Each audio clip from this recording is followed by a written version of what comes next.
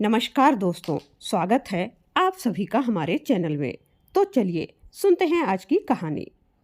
कोमल, तुझे कुछ समझदारी है भी या नहीं?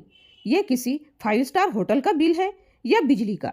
संतोष ने ऐसे दहाड़े मारा कि कोमल रोटी बनाना छोड़कर दौड़ती हुई संतोष के पास आ गई। संतोष उसे देखकर लाल पीला होते हुए बोला, यार मुझे समझ में नहीं आता, तुम दिन रात बिजली का ऐसा क्या उपयोग करती हो जो इतना बिल आया है? क्या चाय नाश्ते की जगह बिजली को ही खाती हो जो इतना बिल आ गया है? घर से बाहर जाकर सरकारी नौकरी करके पैसा कमाकर दिखाओ, तब पता चलेगा कि मेहनत करना क्या होता है और जिम्मेदारी नाम की भी कोई चीज होती है या नहीं। डाइनिंग टेबल पर नाश्ता करने से पहले बिजली का बिल देखकर संतोष अपनी पत्नी कोमल पर गुस्से से बरस पड़ता है। तभी अचानक कोमल के मुंह से निकल जाता है, अजी आज बच्चों के स्कूल की फीस भी भरनी है, क्योंकि आज रिमाइंडर आया है कि आज फीस जमा करने का आखिरी डेट है, वरना लेट फीस लगेगा। तभी संतोष की माँ चेतना देवी खांसते हुए अपने कमरे से निकली और बोली, बेटा संतोष, मेरी दवाइयाँ 2 दिनों से खत्म हो गई है, समय मिले तो आज लेते आना, वरना मेरा सांस लेना मुश्किल हो रहा है। पत्नी और माँ की मांगे सुनकर संतोष का धैर्य का बांध टूट पड़ा और वह कोमल पर भड़क गया। उसने कहा, कोमल, तुझे थोड़ी सी भी समझ है या सिर्फ रसोई में आग जलाना और आग बुझाना ही आता है? मुझे तो लगता है जिस तरह लकड़ी जलकर राख हो जाती है, तेरा दिमाग भी वैसा ही रसोई के इर्द गिर्द रहते हुए चलना बंद होकर राख हो गया है। ना तो तुझे माँ की दवाइयों के बारे में पता होता है, ना बच्चों की फीस कब भरनी है ये पता होता है। जब आखिरी तारीख आ जाती है तब बता रही है कि आज बच्चों की फीस भरने की आखिरी तारीख है। माँ की दवाइयाँ 2 दिनों से नहीं हैं, लेकिन तुझे उससे कोई फर्क ही नहीं पड़ता। अब मैं दवाई लाऊं या फीस भरूं? तुझे यहाँ क्या सिर्फ खाना बनाकर खाने के लिए ही रखा है? तुम दिन भर घर में करती ही क्या हो? दिमाग तो रत्ती भर की भी नहीं है। पंखे, लाइट सब दिन रात बिना काम के चलते रहते हैं। तुझे तो ऐसा लगता है पैसे पेड़ पर उगते हैं, है ना? तुझे अंदाजा भी है बाहर जाकर 1 रुपए कमाना भी कितना मुश्किल होता है।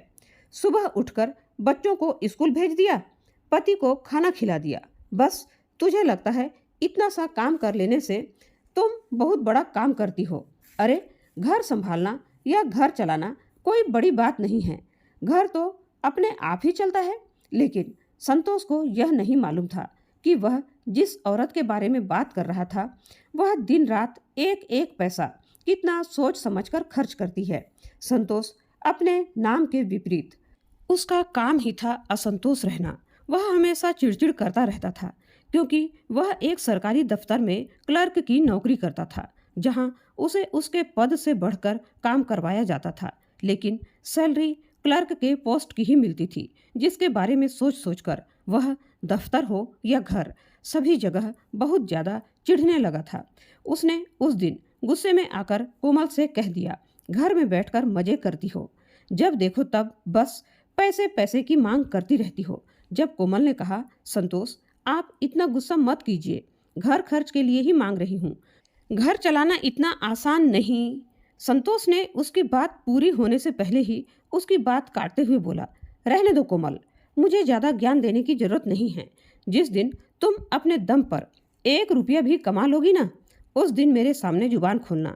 दम है तो मेरी तरह सरकारी नौकरी करके दिखाओ, ताकि पता चले कि रुतबा और मेहनत क्या होती है, वरना चुपचाप चूल्हे में रोटियां बनाओ, बस यही तुम्हारी औकात है।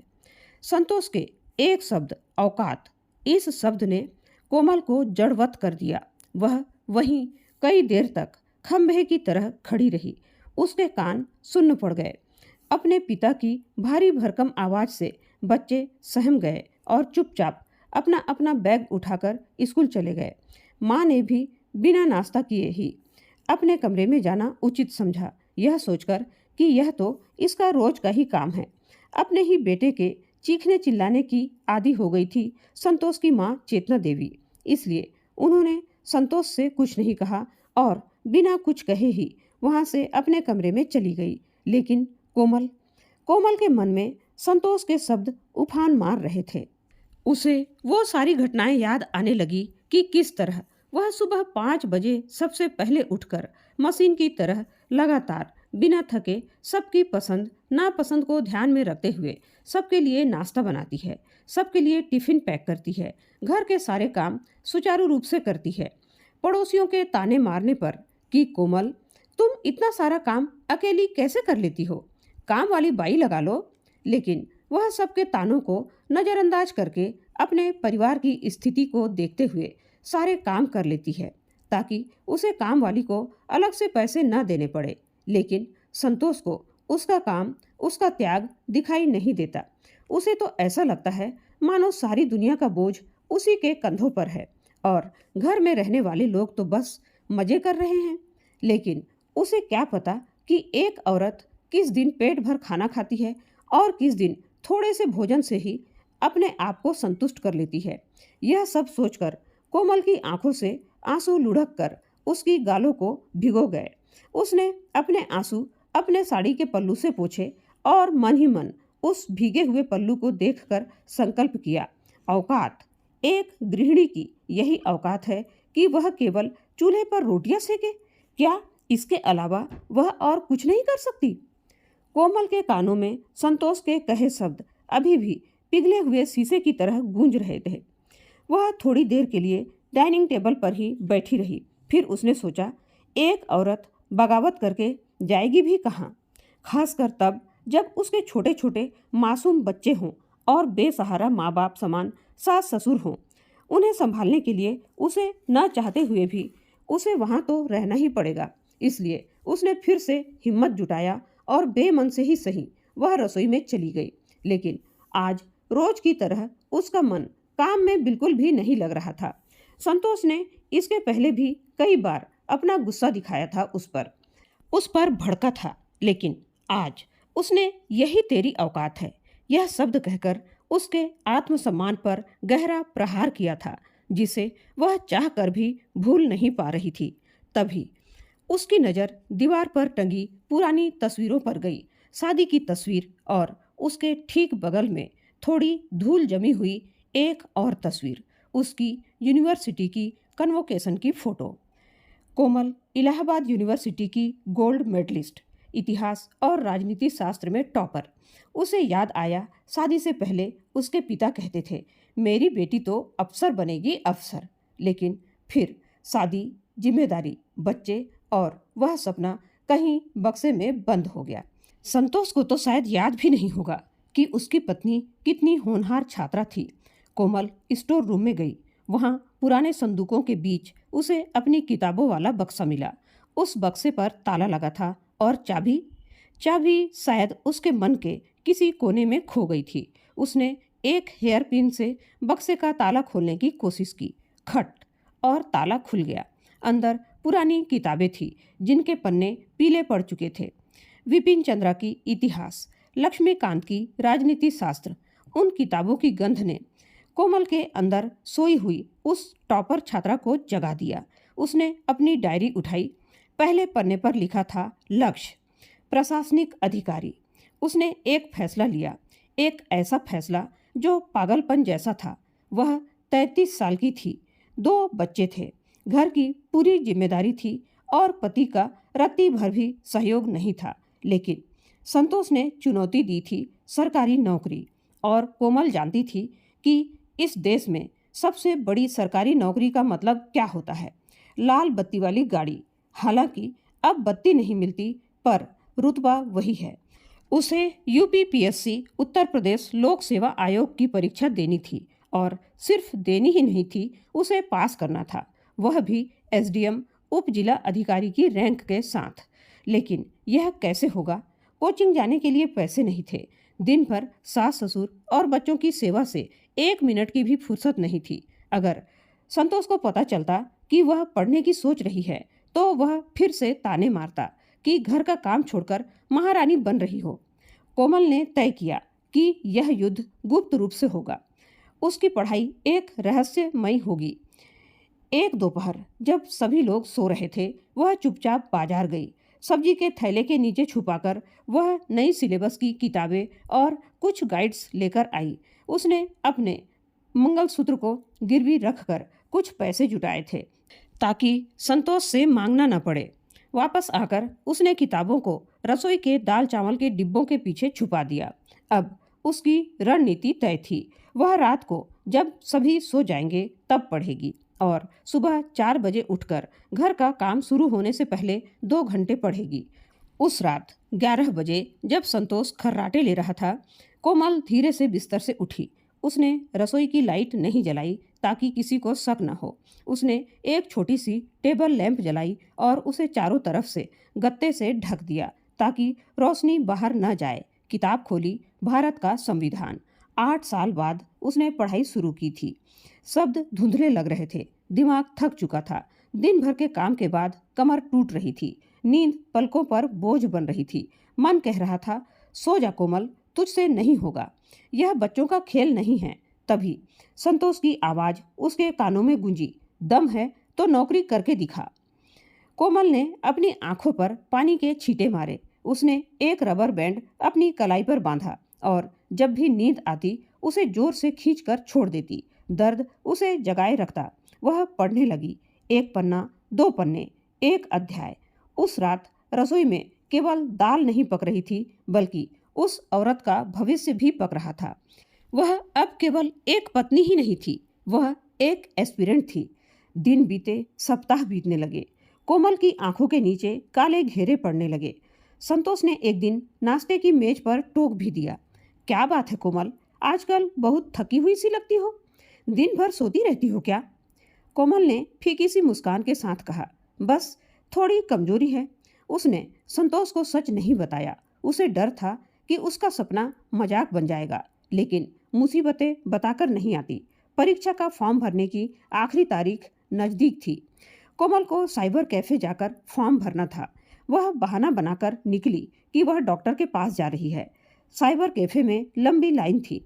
कोमल अपना चेहरा पल्लू में ढके हुए लाइन में लगी हुई थी ताकि कोई उसे पहचान न ले। तभी उसकी नज़र सड़क के उस पार गई। संतोष अपनी बाइक से उसी तरफ आ रहा था। अगर संतोष ने उसे साइबर कैफे में देख लिया तो सारा खेल ही खत्म हो जाएगा। संतोष की बाइक ठीक कैफे के सामने रुकी। वह अपनी जेब से फोन निकालकर किसी को कॉल करने लगा। कोमल का दिल जोर जोर से धड़कने लगा। वह लाइन से हटकर एक खंबे के पीछे छुप गई, लेकिन कैफे वाले ने जोर से आवाज़ लगाई, मैडम फॉर्म भरना है या नहीं, नंबर आ गया है आपका। संतोष ने आवाज़ सुनकर गर्दन घुमाई। संतोष की नज़रें सीधे साइबर कैफे की तरफ थी। संतोष की नज़रें साइबर कैफे के कांच के दरवाजे पर टिक गई थी। कोमल का दिल हलक में आ गया था। वह खंभे के पीछे अपनी सांसें रोके खड़ी थी। अगर संतोष ने उसे यहाँ देख लिया होता तो शायद अफसर बनने का सपना एक ही पल में चकनाचूर हो जाता। तभी संतोष का फोन बजा। उसने फोन कान पर लगाया और अपनी बाइक मोड़ ली। उसका ध्यान कैफे से हटकर कॉल पर चला गया।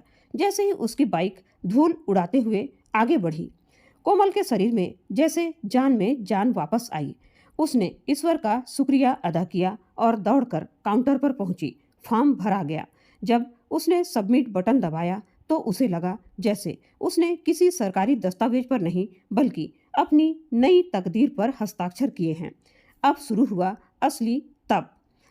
कोमल के लिए यह पढ़ाई किसी स्कूल की परीक्षा जैसी नहीं थी। यह एक दोहरी जिंदगी जीने जैसा था। दिन में वह एक आदर्श बहू और पत्नी थी और रात के सन्नाटे में वह एक योद्धा थी। उसका जीवन घड़ी की सुइयों के साथ बंध गया था। सुबह 4 बजे का अलार्म बजता, जिसे वह पहली ही घंटी में बंद कर देती ताकि संतोष की नींद न खुले। जब पूरी दुनिया गहरी नींद में होती, कोमल रसोई के फर्श पर एक पुरानी दरी बिछाकर बैठ जाती। उसके एक हाथ में चाय का पतीला होता और दूसरे हाथ में भारतीय अर्थशास्त्र की किताब।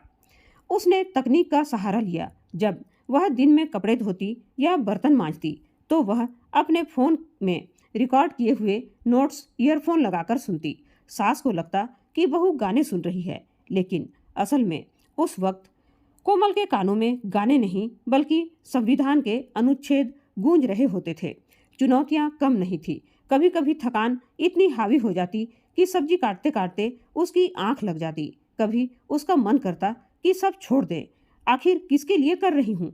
संतोष को तो परवाह भी नहीं है, वह सोचती। लेकिन फिर उसे वह ताना याद आ जाता, दम है तो नौकरी करके दिखा। वह ताना उसके लिए किसी बूस्टर डोज का काम करता था। एक रात जब वह डाइनिंग टेबल के नीचे छुपाई हुई टॉर्च की रोशनी में भूगोल जियोग्राफी का नक्शा देख रही थी, तभी उसे लगा कि कोई उसके पीछे खड़ा है। वह सिहर उठी। उसने डरते हुए पीछे मुड़कर देखा। वहां संतोष नहीं, बल्कि उसकी 7 साल की बेटी कंचन खड़ी थी। कंचन अपनी नन्ही आंखों को मलते हुए अपनी माँ को देख रही थी। कोमल डर गई। अगर बच्ची ने अपने पिता को बता दिया तो? कोमल ने हड़बड़ाकर किताबें छुपाने की कोशिश की। बेटा, वो मैं तो बस हिसाब देख रही थी। कंचन धीरे से पास आई और उसने अपनी माँ का हाथ थाम लिया। उसने मासूमियत से कहा, माँ, आप पढ़ाई कर रही हो ना, जैसे मैं करती हूँ। कोमल की आंखों में आंसू आ गए। उसने बेटी को गले से लगा लिया। उस रात उसे एक नन्हा साथी मिल गया।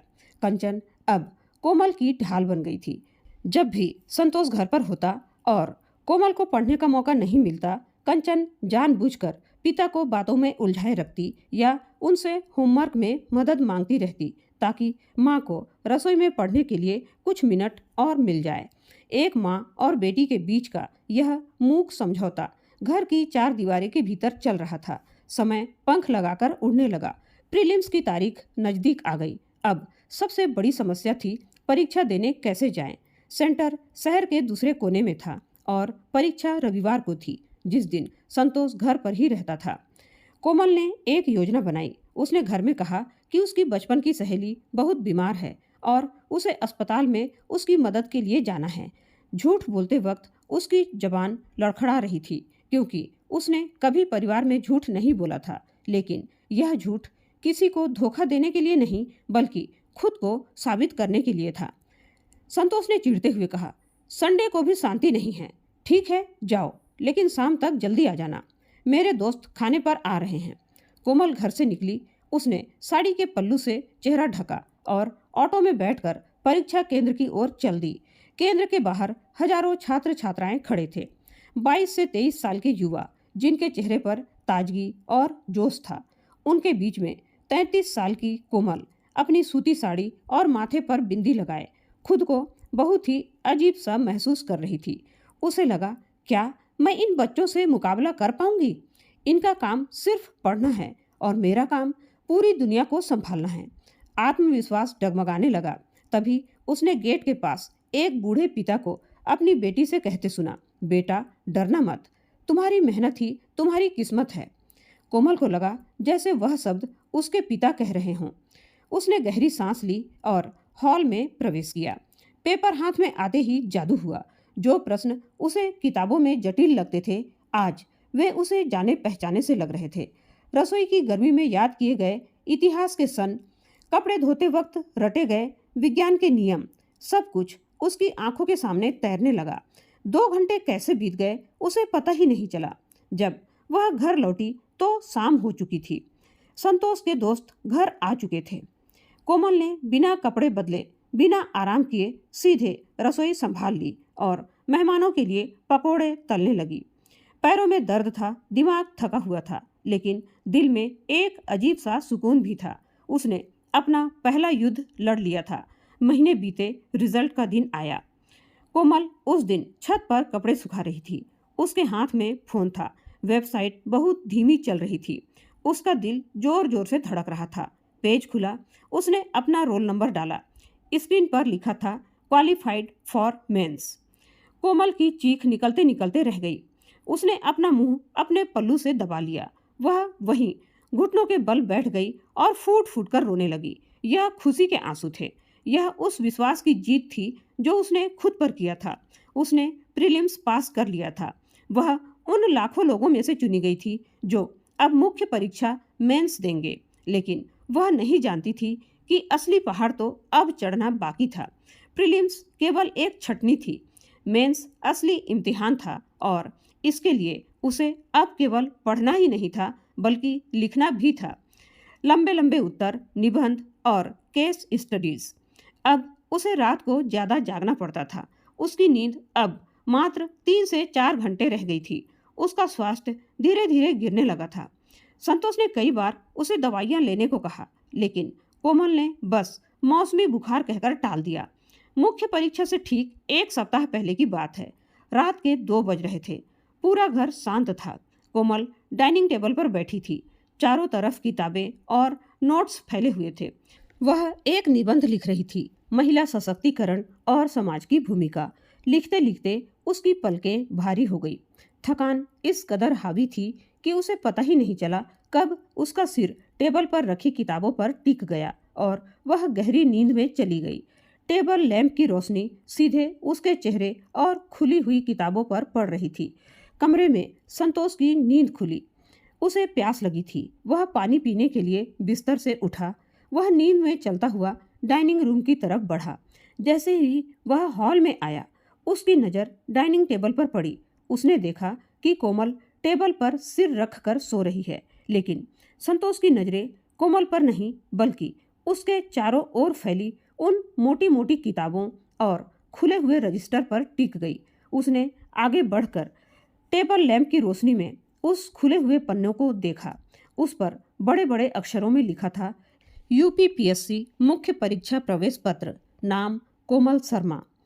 संतोष सन्न रह गया। उसके हाथ में पानी का गिलास हिलने लगा। उसने अविश्वास से सोती हुई कोमल को देखा और फिर उस एडमिट कार्ड को। संतोष ने कोमल के कंधे पर हाथ रखा और उसे जोर से हिलाया। कोमल, कोमल। कोमल हड़बड़ा कर उठी। उसकी नींद एक झटके में उड़ गई। सामने संतोष खड़ा था। उसके हाथ में एक एडमिट कार्ड था जिसे कोमल ने अपनी जान से भी ज्यादा संभाल कर रखा था। कोमल का पूरा शरीर कांपने लगा। उसे लगा कि अब प्रलय आएगी। अब वह सारी बातें झूठ, चोरी, विश्वासघात एक सैलाब बनकर उस पर टूट पड़ेगी। संतोष ने एडमिट कार्ड मेज पर पटका। उसकी आंखों में एक अजीब सी शून्यता थी जिसे पढ़ना मुश्किल था। उसने भारी आवाज में पूछा, ये क्या है? कोमल, तुम ये सब क्या कर रही थी? मुझसे छुपकर? कोमल अपनी जगह से उठी, लेकिन उसके पैर लड़खड़ा रहे थे। उसने हिम्मत जुटाई, अपनी कांपती आवाज को स्थिर किया और पहली बार संतोष की आंखों में आंखें डालकर बोली, हाँ संतोष, मैं तैयारी कर रही हूँ। आपने ही तो कहा था, दम है तो नौकरी करके दिखाओ। बस वही दम जुटाने की कोशिश कर रही थी। संतोष ने चारों तरफ फैली किताबों को देखा। इतिहास, भूगोल, अर्थशास्त्र। उसने उन डायरियों को देखा जो कोमल के हाथ से लिखे नोट्स से भरी हुई थी। एक पल के लिए कमरे में मौत जैसी खामोशी छा गई। संतोष ने एक गहरी सांस ली। उसे गुस्सा आना चाहिए था, उसे चिल्लाना चाहिए था, लेकिन वह चुप रहा। उसने धीरे से कहा, तुमने मुझे बताया क्यों नहीं? बताती तो क्या आप करने देते? कोमल की आवाज में एक दर्द भरा सवाल था। आपने तो पहले ही फैसला सुना दिया था कि मेरी औकात सिर्फ चूल्हे में रोटियां बनाने की है। संतोष कुछ नहीं बोला। वह मुड़ा और बिना एक शब्द कहे अपने बेडरूम में चला गया। कोमल वहीं खड़ी रही, पसीने से तरबतर। उसे समझ में नहीं आ रहा था कि इस खामोशी का क्या मतलब है। क्या यह तूफान से पहले की शांति है? क्या कल सुबह उसे घर से निकाल दिया जाएगा या उसकी किताबें जला दी जाएंगी? पूरी रात कोमल की आंखों में नींद नहीं आई। सुबह हुई, लेकिन घर का माहौल बदला हुआ था।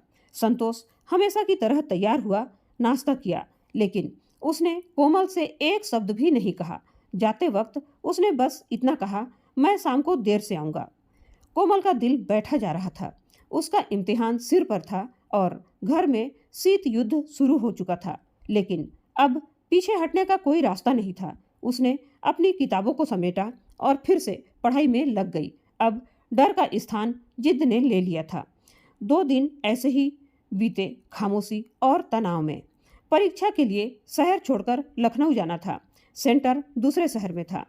कोमल को नहीं पता था कि वह संतोष से कैसे कहेगी कि उसे 3 दिनों के लिए बाहर जाना है। परीक्षा से एक शाम पहले संतोष घर जल्दी आ गया। उसके हाथ में एक लिफाफा था।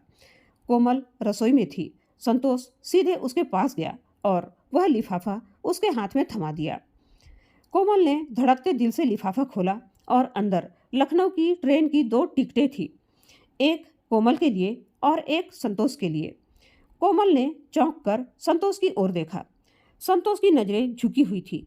उसने भारी गले से कहा, मैंने उस रात तुम्हारी डायरी पढ़ी थी कोमल। उसमें तुमने लिखा था, मैं यह नौकरी अपने लिए नहीं, अपने परिवार के सम्मान के लिए करना चाहती हूँ। मुझे नहीं पता था कि मेरे ताने ने तुम्हें इतना चोट पहुँचाई है और इतना मजबूत भी बना दिया है। संतोष रुका, उसकी आवाज़ भर्रा गई। मैं भले ही शायद एक अच्छा पति नहीं बन पाया, पर मैं तुम्हारी कामयाबी के रास्ते का पत्थर नहीं बनूंगा।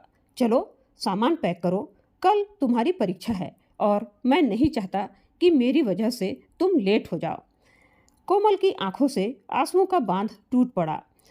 यह वह जीत थी जिसका इंतजार उसे किसी भी रिजल्ट से ज़्यादा था। पति का यह साथ उसके लिए सबसे बड़ा मेडल था। अगले दिन वे दोनों लखनऊ पहुंचे। परीक्षा केंद्र के बाहर का नज़ारा कुछ और ही था, जहां बाकी पतियों या अभिभावकों के चेहरे पर चिंता थी। संतोष के चेहरे पर एक गर्व था। जब कोमल परीक्षा हॉल के अंदर जाने लगी तो संतोष ने उसे रोका। उसने अपनी जेब से एक पेन निकाला और कोमल को देते हुए कहा, यह पेन मैंने कल ही खरीदा है, इससे अपनी किस्मत लिखना कोमल। और हाँ, बेस्ट ऑफ लक मैडम।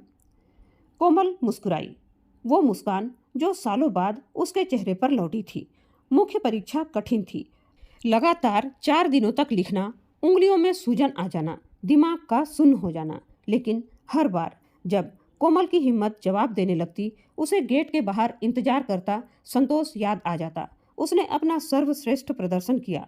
उसने उन उत्तरों में केवल शब्द नहीं लिखे थे, बल्कि अपने जीवन का अनुभव, अपना दर्द और अपनी आशाएं उड़ेल दी। परीक्षा खत्म हुई। अब फिर से इंतजार का दौर शुरू हुआ। इंटरव्यू का कॉल। महीने बीत गए। घर का माहौल अब पूरी तरह बदल चुका था। संतोष अब कोमल को हाउसवाइफ नहीं बल्कि एक भावी अफसर की तरह देखता था। वह अब घर के कामों में भी हाथ बटाने लगा था। वह समझ चुका था कि घर चलाना सिर्फ पत्नी की जिम्मेदारी नहीं है। और फिर वह दिन भी आया। पोस्टमैन दरवाजे पर एक खाकी लिफाफा लेकर आया। Interview call letter. कोमल ने आखिरी पड़ाव भी पार कर लिया था। अब बस इंटरव्यू बाकी था। इंटरव्यू के लिए उसे साड़ी पहननी थी। संतोष खुद बाजार गया और उसके लिए एक सिंपल सोबर गरिमामयी सूती की साड़ी खरीद कर लाया। इंटरव्यू का दिन। बोर्ड मेंबर्स के सामने कोमल बैठी थी। 5 वरिष्ठ अधिकारी उसे परखने के लिए तैयार थे। एक मेंबर ने पूछा, मिसेस शर्मा, आप एक गृहिणी हैं, 2 बच्चों की माँ। इतने सालों के गैप के बाद आपने प्रशासन में आने का क्यों सोचा? क्या आपको नहीं लगता कि यह नौकरी आपके लिए बहुत चुनौतीपूर्ण होगी? कोमल ने एक पल के लिए सोचा, फिर उसने बहुत ही शांत और सधे हुए शब्दों में जवाब दिया, सर, एक गृहिणी से बेहतर मैनेजमेंट कोई नहीं जानता। हम सीमित संसाधनों में घर चलाना जानते हैं, बिना छुट्टी लिए 24 घंटे काम करते हैं और हर रिश्ते को सहज कर रखना जानते हैं। प्रशासन भी तो यही है, सीमित संसाधनों में समाज को चलाना। रही बात चुनौती की, तो जिस औरत ने अपने अस्तित्व की लड़ाई अपने ही घर में जीती हो, उसके लिए बाहर की कोई भी चुनौती बड़ी नहीं हो सकती। बोर्ड मेंबर्स के चेहरे पर एक मुस्कान आ गई। वे समझ गए थे कि उनके सामने सिर्फ एक अभ्यर्थी नहीं बल्कि एक लोहे जैसी मजबूत महिला बैठी है। इंटरव्यू खत्म हुआ। रिजल्ट आने में कुछ हफ्ते बाकी थे। उस शाम पूरा शहर दिवाली की तैयारी कर रहा था, लेकिन शर्मा निवास में एक अलग ही बेचैनी थी। आज अंतिम परिणाम आने वाला था। इंटरनेट पर पीडीएफ लिस्ट अपलोड हो चुकी थी। संतोष लैपटॉप खोले बैठा था। कोमल, बच्चे, सास ससुर सब उसके पीछे खड़े थे। संतोष के हाथ कांप रहे थे। उसने Ctrl+F दबाया और सर्च बॉक्स में टाइप किया, कोमल शर्मा। स्क्रीन एक पल के लिए रुकी और फिर एक नाम हाईलाइट हुआ। संतोष चिल्लाया, नहीं। वह बस कुर्सी से खड़ा हो गया। वह धीरे से मुड़ा। उसकी आंखों में आंसू थे। उसने कोमल की ओर देखा और कहा, बधाई हो एसडीएम साहिबा। घर में खुशी का माहौल हो गया। बच्चे कूदने लगे। सास ने कोमल को गले से लगा लिया। कोमल ने रोते हुए संतोष के पैर छुए, लेकिन संतोष ने उसे रोक लिया और अपने गले से लगा लिया। लेकिन कहानी अभी खत्म नहीं हुई थी। असली क्लाइमेक्स तो अभी भी बाकी था। अगले दिन सुबह मोहल्ले में ढोल नगाड़े बजने लगे। मीडिया वाले, पड़ोसी, रिश्तेदार सब शर्मा निवास के बाहर जमा हो गए थे। वहीं पड़ोसी जो कल तक कहते थे, अरे इनकी बहू तो दिन भर घर में ही रहती है, लेकिन वही आज कह रहे थे, हमें तो पता था कि कोमल जी बहुत ही होनहार है। कोमल बाहर आई। कैमरों की फ्लैश चमक रही थी। रिपोर्टर्स माइक लेकर आगे बढ़ रहे थे। तभी भीड़ को चीरते हुए एक सरकारी गाड़ी वहां आकर रुकी। गाड़ी का दरवाजा खुला और उसमें से शहर के डीएम, डिस्ट्रिक्ट मजिस्ट्रेट साहब उतरे। भीड़ में एकदम सन्नाटा छा गया। लोग सांस रोके देख रहे थे। सरकारी गाड़ी से उतरे हुए डीएम साहब, जो अपनी सख्त छवि के लिए जाने जाते थे, वे धीरे धीरे चलकर कोमल के करीब आए। कोमल ने घबराहट और सम्मान में अपने हाथ जोड़ लिए, लेकिन अगले ही पल वहां कुछ ऐसा हुआ जिसने इतिहास रच दिया। डीएम साहब कोमल के करीब आए और उन्हें बड़ी आत्मीयता के साथ उन्हें फूलों का गुलदस्ता भेंट किया। भीड़ सांस रोके खड़ी थी। डीएम साहब ने मुस्कुराते हुए कहा, मिसेस शर्मा, माफ़ कीजिएगा मैडम, एसडीएम प्रोटोकॉल के हिसाब से तो आपको मेरे पास रिपोर्ट करना चाहिए था, लेकिन आज मेरा मन हुआ कि मैं खुद आकर आपका सम्मान करूं। यह सम्मान आपकी रैंक के लिए नहीं है, यह उस जज्बे के लिए है जिसने साबित कर दिया है कि एक गृहिणी अगर ठान ले तो वह चूल्हे की आंच से निकलकर प्रशासन की कुर्सी तक का सफर तय कर सकती है। हमें आप पर गर्व है। भीड़ की खामोशी अब तालियों की गड़गड़ाहट में बदल गई। कोमल की आंखों से आंसू बह निकले। यह सम्मान, यह गौरव, यह पल उसने इसके लिए अपनी रातों की नींद और दिन का चैन कुर्बान किया था। मीडिया वालों ने माइक कोमल की तरफ बढ़ा दिया। एक पत्रकार ने पूछा, मैडम, आपकी इस सफलता के पीछे किसका हाथ है? आपने इतनी बड़ी परीक्षा कैसे पास की, जबकि आप पर घर की इतनी बड़ी जिम्मेदारियां थी? सबकी निगाहें संतोष पर टिक गई। लोगों को उम्मीद थी कि अब कोमल अपने पति की पोल खोलेगी। वह बताएगी कि कैसे उसे ताने मिले, कैसे उसे औकात याद दिलाई गई। संतोष का सिर शर्म से झुक गया। वह भीड़ के एक कोने में खड़ा था, नजरें उठाने की हिम्मत नहीं कर पा रहा था। उसे अपना वह ताना, दम है तो कमा कर दिखा, अब अपने ही कानों में किसी सजा की तरह गूंजता हुआ महसूस हो रहा था। कोमल ने माइक हाथ में लिया। उसने भीड़ में खड़े संतोष को देखा। उसकी आंखों में कोई कड़वाहट नहीं थी, केवल एक ठहराव था।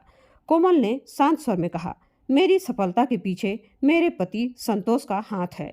सब चौंक गए। संतोष ने हड़बड़ाकर कोमल की ओर देखा।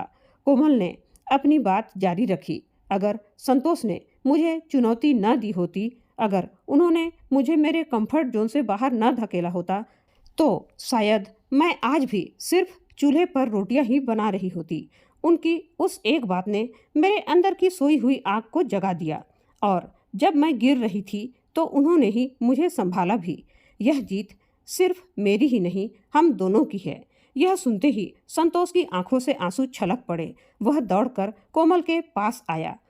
उसने माइक को दूर हटाया और सबके सामने बिना किसी हिचकिचाहट के कोमल के आगे हाथ जोड़ दिए। कोमल, संतोष की आवाज़ कांप रही थी, मैंने तुम्हें औकात दिखाई थी ना? आज तुमने मुझे बता दिया कि असली औकात पद या पैसे से नहीं, बल्कि मेहनत और त्याग से बनती है। मुझे माफ़ कर दो। आज से मैं तुम्हारा पति बाद में हूँ, पहले तुम्हारा सबसे बड़ा प्रशंसक हूँ। कोमल ने संतोष के हाथ थाम लिए। उस पल वहाँ मौजूद हर औरत, हर पुरुष की आंखें नम थी। यह केवल एक परीक्षा का परिणाम नहीं था, यह एक रिश्ते का पुनर्जन्म भी था। अगले कुछ दिन शर्मा निवास में जश्न का माहौल रहा, लेकिन सबसे खूबसूरत तस्वीर वह थी जो एक हफ्ते बाद देखने को मिली। सुबह का समय था। घर के बाहर एक सरकारी बोलेरो गाड़ी खड़ी थी, जिस पर नीली पट्टी और लिखा था, उप जिला अधिकारी एसडीएम।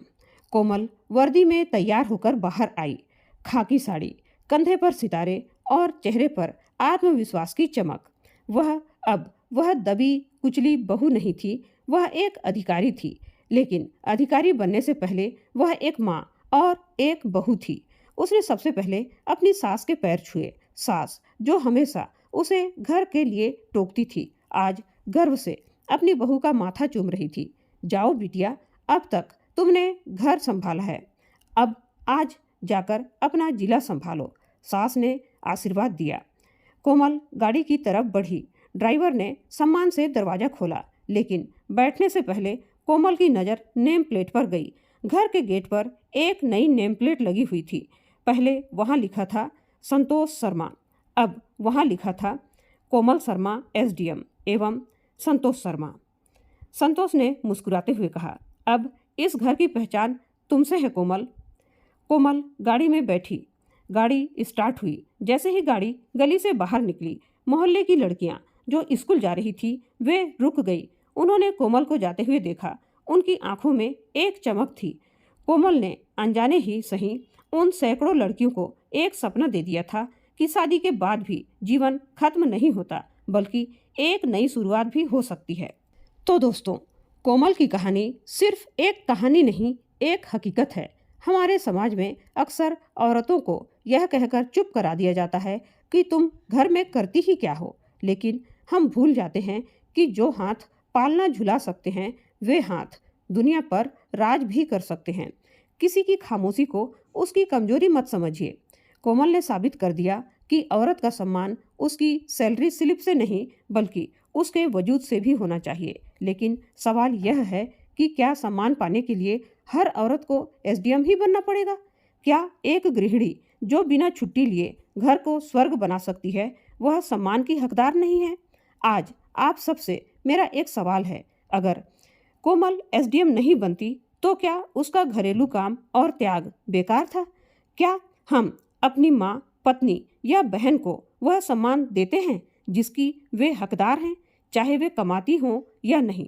कमेंट में अपनी राय जरूर लिखिएगा। अगर इस कहानी ने आपकी आंखों में नमी या फिर दिल में जोश भर दिया है तो इस वीडियो को लाइक जरूर करें और इसे हर उस महिला के साथ शेयर करें जिसे अपनी ताकत पहचाननी है, और हर उस पुरुष के साथ जिसे अपनी सोच बदलनी है। और ऐसी ही दिलचस्प कहानियों के लिए हमारे चैनल को सब्सक्राइब करना बिल्कुल ना भूलें। कहानी को अंत तक सुनने के लिए आपका बहुत बहुत धन्यवाद।